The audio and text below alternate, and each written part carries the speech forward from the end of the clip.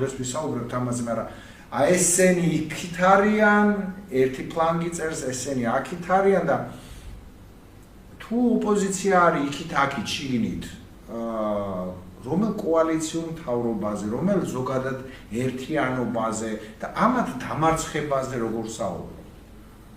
ანუ ნახე ძალიან მარტივია. მე ხო ასე ვიწევ ხოლმე ძალიან მარტივია. ტოტალური შიზოფრენია ჭირს მთლიანად ერთს, ოპოზიციასაც და პოზიციასაც. საერთოდ ჯამში ვერ შევხედოთ.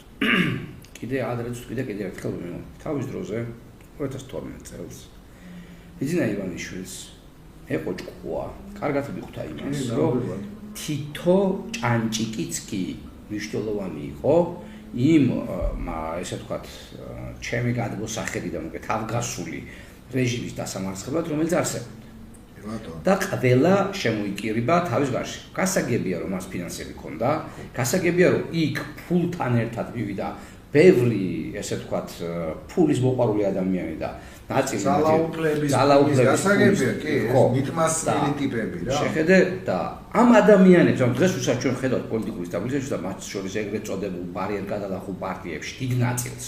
ესენი მაშინ ამ პერიოდში მიშას წინააღმდეგაც იბრძოდნენ. დიდი ნაწილი. და კარგად იციან რა მეთოდებით გაიარა ბიძინამ ესე ვთქვათ პროცესი და ისინი ყველაზე მეტად უნდა ხვდებოდნენ ერთობის ფასს. ხო? ეს ერთი ნაწილი.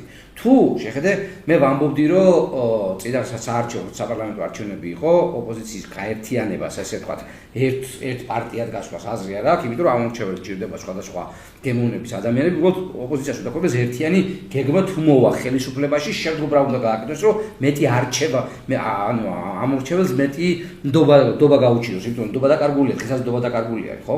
რო შევხედოთ ოპოზიცია.